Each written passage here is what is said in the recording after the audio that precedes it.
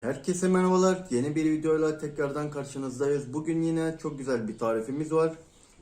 İncir yaprağı çayı yapacağız hep birlikte. İncir yaprağı çayının kalp hastalıklarına, bağırsakları açmakta, kan dolaşımını hızlandırmakta, şekeri düşürmede birçok etkisi bulunuyor. O yüzden incir yaprağı çayını size öneriyoruz ve birazdan tarifimize geçeceğiz. Tarife geçmeden önce kanalımıza abone olmayı unutmayın. Çünkü daha önce de söylediğimiz gibi sizinle birlikte dünya turuna gideceğiz ve diğer ülkelerde güzellik sırları için neler kullanılıyor hep birlikte göreceğiz.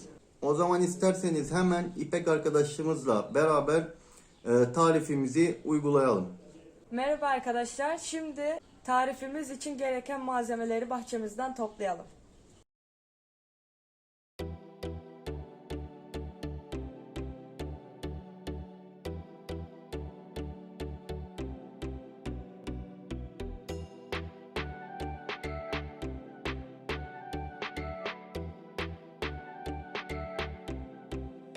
İncir yapraklarımız arkadaşlar.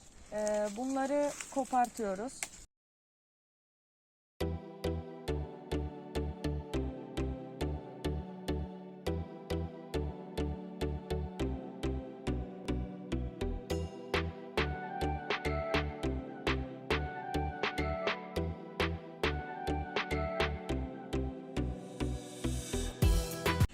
İncir yapraklarımızı topladık arkadaşlar. Şimdi diğer bir malzememiz daha var. Onu toplamaya gidelim.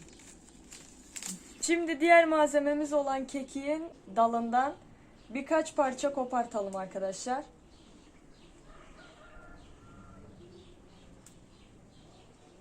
Bu kadar yeterli olacaktır.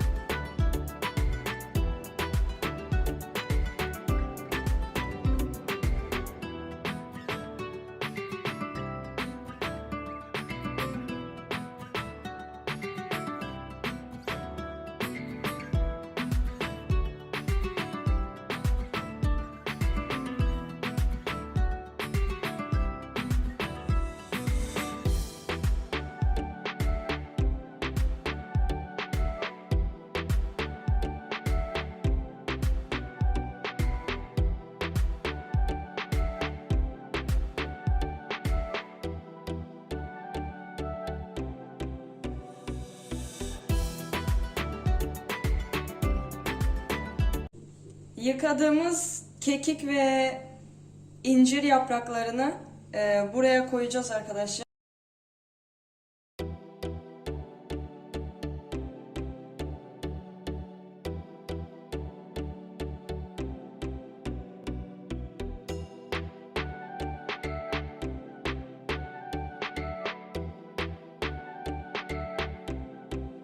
Yıkadığımız malzemeleri küçük küçük doğrayarak ya da elinizle keserek bardağın içine koyacağız.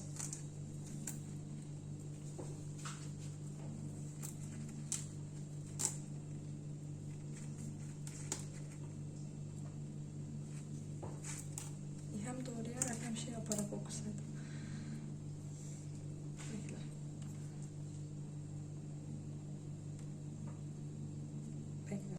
İncir yapraklarını doğrarken size bilgi vermek istiyorum.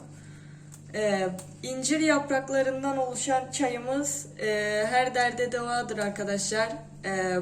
Kalp hastalıklarını önler, bağırsakları çalıştırır ve doğal antibiyotik olarak da kullanılır. Kanserli hücrelerin oluşumunu da önler arkadaşlar. Bu çok büyük bir bilgidir.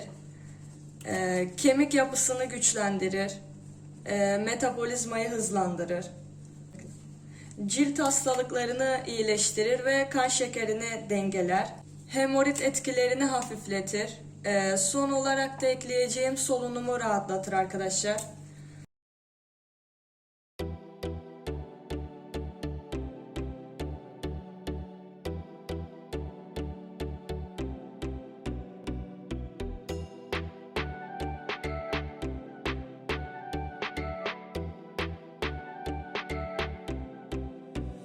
Bu çayımızı bir hafta boyunca sabah akşam bir kere içmek üzere kullanabilirsiniz arkadaşlar.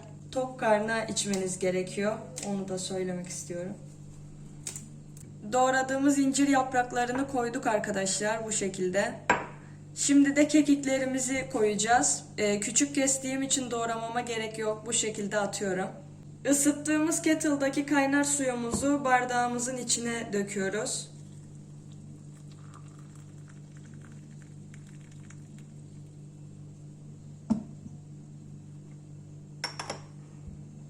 Bu şekilde 15 dakika boyunca arkadaşlar kalacak ve demlenecek. Kapağını açıyoruz ve süzgeçten çayımızı geçiriyoruz.